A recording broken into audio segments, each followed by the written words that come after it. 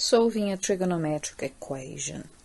We'll start with 1/4 sine of 0.5t minus 45 degrees plus 1 equals 1.15. We have to find the values of t that satisfy this equation, and important here is t is ranging between 0 and 360 degrees. So to get started, what we need to do is isolate sine of 0.5t minus 45 degrees. The first element we are going to try and remove is this plus 1 at the end of the left-hand side.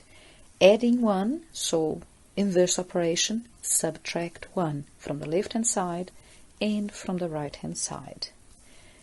Having done that, the next line we have is going to basically be 1/4 sine 0.5t minus 45 degrees. 1 minus 1 is 0, so that cancels out, equals 0.15 on the right-hand side. Again, we try to isolate sine of 0.5t minus 45 degrees. This time, what we need to eliminate is that 1/4 that is multiplying the sine on the left-hand side. If it's multiplying, the inverse operation is division. So divide both sides by 1/4. As soon as we do that, 1/4 divided by 1/4 cancels out. So on the left-hand side, we only have sine of 0.5t minus 45 degrees. On the right-hand side, we are dividing 0.15 by 1/4, which is exactly the same as multiplying by 4. So we get 0.6. Of course, we can use a calculator here as well. Now, sine of 0.5t minus 45 degrees has been isolated, and the value of this sine is a positive value, 0.6. This is where we start just drawing our unit circle, the trigonometric circle, to try and find the base angles that will help us find the answers for t. Positive values of sine are in the first and second quadrants. Whatever way you have learned to remember these. Some people remember the projections on the vertical axis. These are positive in the first and second quadrants, and some other people will try and remember using that all science teachers count. So positive for all functions in the first quadrant, positive for sine in the second quadrant. We'll remove those.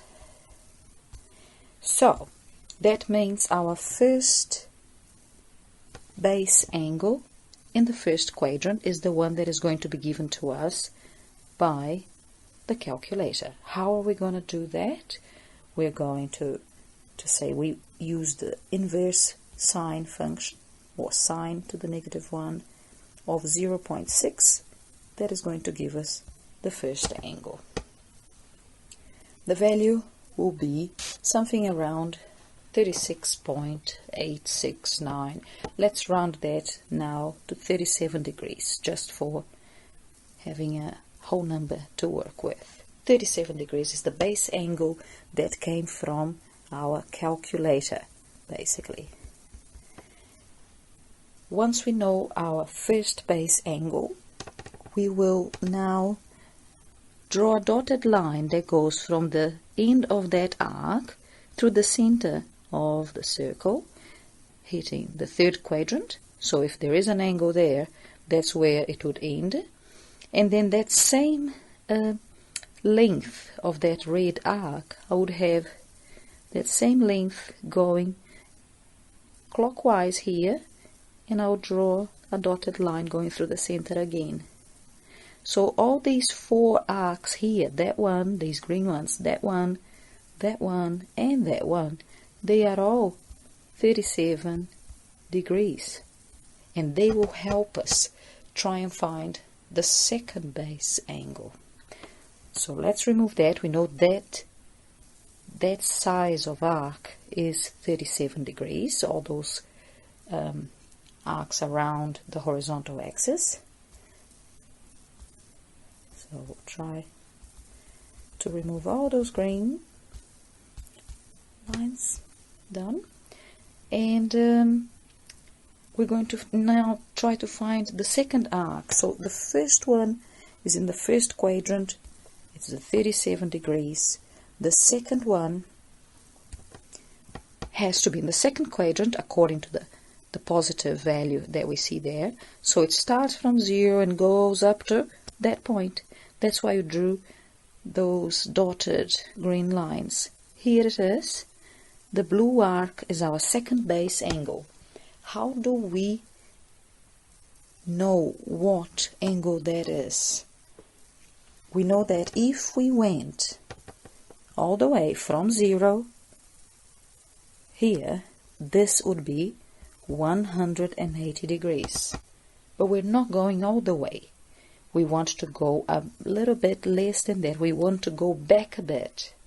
So that means we're going to actually do 180 degrees and go back, take away 37 degrees. So this is going to give us 143 degrees for our second base angle. This one sitting right here in the second quadrant. 2 base angles. Now we are ready to start working with the final answer for T. So that is what we are after. So T is not just on its own, but it's part of this linear equation. So that's what we're going to write here. We're going to write 0.5t minus 45 degrees. The original angle we had could be the first option, or the first base angle, 37 degrees, or our second base angle, 143 degrees. So all we have to do is basically solve these 2 equations. 0.5 minus 45 degrees equals 37, and 0.5t minus 45 degrees equals 143 degrees. This is just a linear equation, so we solve it by isolating t, by first adding 45 to both sides, on both sides. So here we have 0.5t equals 37 plus 45. Let's get here what we get, so 82. And then to finish off, that 0.5 is times in the t. We divide both sides by 0.5. Cancels out. Dividing by 0.5 is the same as multiplying by 2. So 2 lots of 82 will be 164 degrees. This is the first answer that will satisfy the original equation. We have to still have a look at the second one here. 0.5t now equals what? Remove that 45 degrees, it's subtracting here, so we're going to add it on the other side. So we have 0.5t equals 188 degrees. Same as before, it's t is being multiplied by 0.5, so we're going to divide both sides by 0.5, which means 188 divided by 0.5. Again, dividing by 0.5 is the same as multiplying by 2, which is giving us 376 degrees. Now, there's something about this 376 degrees. In the very beginning of the question, we agreed that the range that t was going to follow was between 0 and 360 degrees. 376 is more than that, so we discard this as an answer, and we say our final answer is going to be 164 degrees for the value of t.